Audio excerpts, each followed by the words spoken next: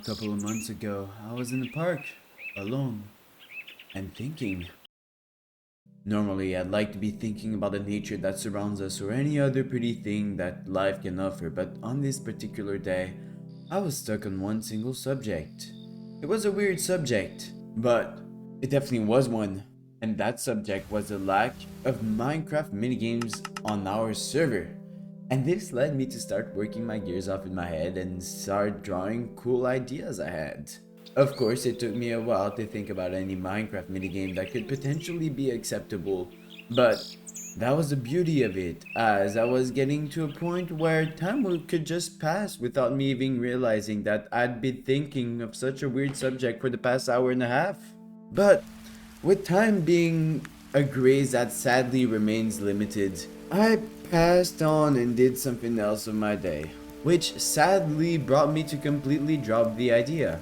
But time itself wasn't ready to let my idea go off, as one of my friends playing on the Minecraft server told me that in about a month there would be an important event highlighting the full first year of our Minecraft SMP. Not only that, he also told me that each and every single member of the server would have to create at least one minigame. And it is at that moment that I remembered everything from that one sunny afternoon and realized how perfect that idea was. Everything was so clearly clear in my mind, and everything thanks to all of what my friend just told me. It truly was exciting, which brought me to create Grounder. The idea I had for Grounder was a game where the player would need to go from point A to point B. Normally, you'd think that there would be necessary parkour to make it almost impossible to go to point B, but I had another idea. You see, Grounder is a real-life game where one person is called the It and has to tag another player, with the slight twist that the It can only see on the ground, meaning that if anyone was high up on a structure or whatever, and that the It was trying to go on that structure, that he couldn't see anything. This would obviously be extremely unfair for the guy trying to tag the others, if not for the one power that he has. You see, each time this player would say the word Grounder, every single player on the ground would get eliminated. This simple idea brought me to realize that my game just had to have ground that could become lava whenever I wanted. This led me to create a shell for my game composed of 460 dispensers, playgrounds, and sand used for the ground.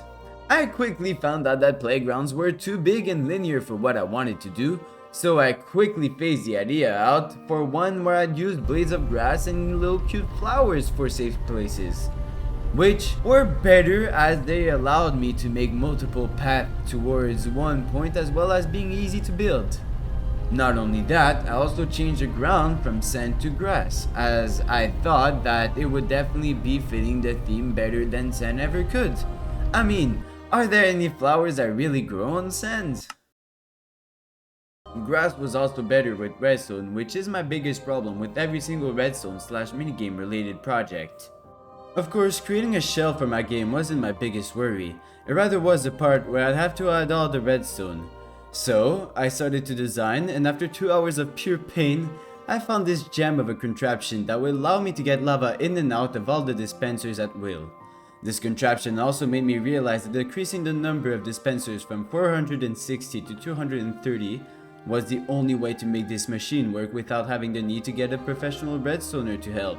But with the lava coming out and no way to know when, the game became unfair, which led me to create two different node block contraptions which would give a signal to the player of the arrival of the lava at two different speeds.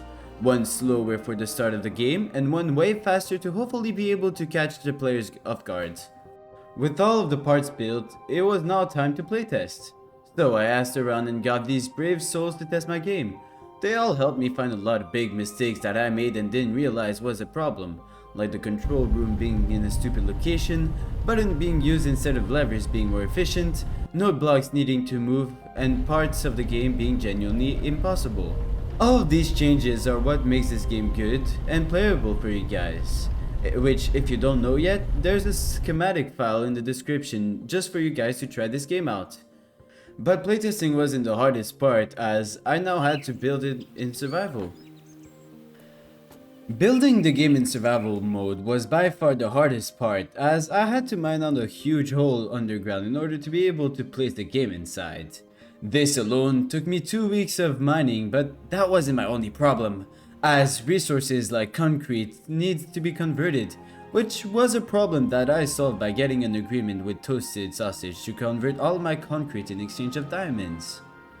The rest of the materials were really easy to get since I own the redstone shop and I have lots of dirt.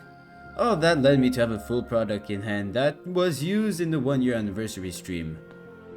I can't wait for my friends to play this game again if I do end up making the cool idea that I have in my head.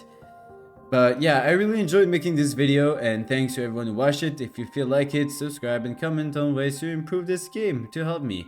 I love all of you guys, and goodbye.